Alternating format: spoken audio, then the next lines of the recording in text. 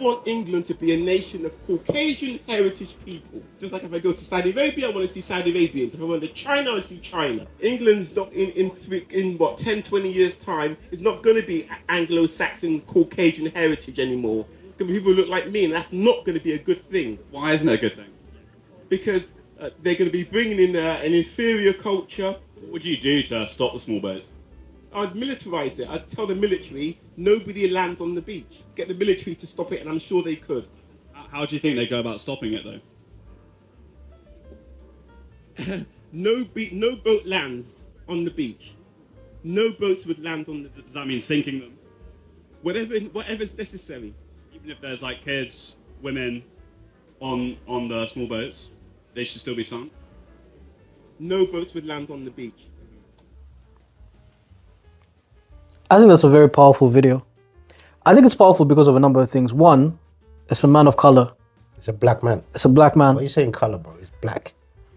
Isn't that, don't we refer to black people as people of color? He's no mixed race. He's black, bro. Look at him. I don't know, it kind of look Chinese to me. Anyway. Cool. He's a color man. He's a man of color. Anyway, can you just describe to us what was going on in the video? I think he's got a few good points in there, but he's also deluded. But it's very interesting how a man of color comes out and wants Caucasian heritage in the UK. That's interesting. What's your take on it? My take on it is he's fed up. Of what? Immigrants. Small boats. He's sick of them, man. Yeah. He's tired. UK is tired. Everyone's tired of these people, bro. Yeah. Well, yeah. not the legal ones. The Yeah. illegal ones, bro. Yeah. He's tired. Look at him. Yeah. He looks like he got thrown out of his house because of an immigrant. You know, we're giving illegal migrants free driving lessons. Bro, we're doing everything for them. Yeah. They're in hotels, bro. Yeah. I've never been to one of those posh hotels. I mean, I've never been to the lakeside, bro. Bro, Yo, beachside, yo, bro. I've never been to the beach side, I to the never got lakeside. free McDonald's. I go buy my own McDonald's. Having that back is Look in at a him. minute. Do you think he gets free McDonald's? Nah, brother's been through a lot, But man. what do you think, bro? All right, so first off, I think this is a great interview because it's a bit polarizing in terms of He's a black man. he's a black man. He's defending. Because usually it's a skinhead, right? Usually it's a skinhead. He's out there with a canistella. Got Nazi, whatever. Yeah, he's got the little swastikas, you know. He's going, but in this video here, which is why we're bringing it up today, I thought it was so interesting because he's not necessarily saying he thinks it's English. What he's trying to say is, if you heard the beginning of the video, he says when he goes to Saudi Arabia, he sees Saudi Arabians. What he's trying to say is if you come to England, you won't see English people anymore. And even though it's diluted in terms of what is an English person, what he is trying to say is the country no longer has Anglican or Anglo-Saxon or whatever it is that was there prior to mass migration. Also in the same video, I will agree with you that he is sick and tired of it. He is sick and tired of it, but the guy who's recording this video is a bit of a muppet because he's trying to get him to say unalive the people coming on boats. What I picked up from this video is two things, right? This guy's been to London a lot. He needs to get out of London. Yeah, see what's going on. Well, that's a hypothetical. Maybe he's been out of London. Maybe he is. Yeah. Yeah, but I'm just, like I said, it's a hypothetical. So he's thinking, I need to see English people because he's fed up of seeing non-English people.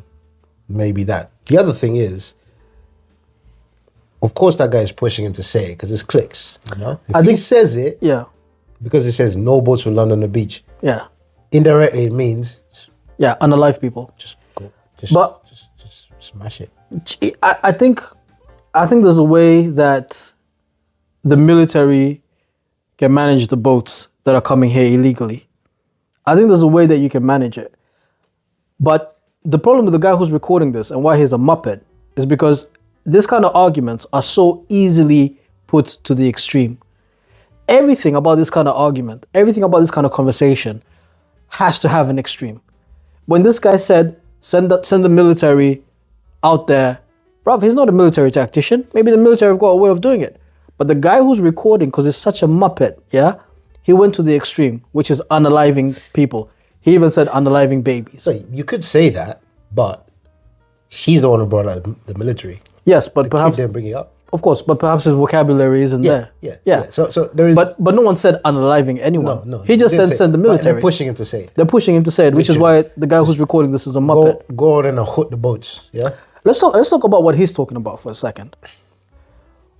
When you look around, there's a picture of Camilla at a private school.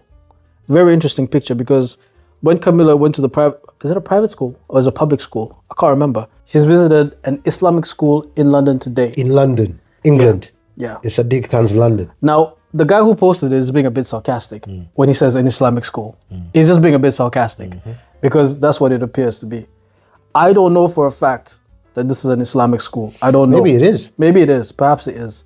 What that geezer is saying is that there will come a time when this image, and by the way, there's nothing wrong with this image. That's not what we're saying.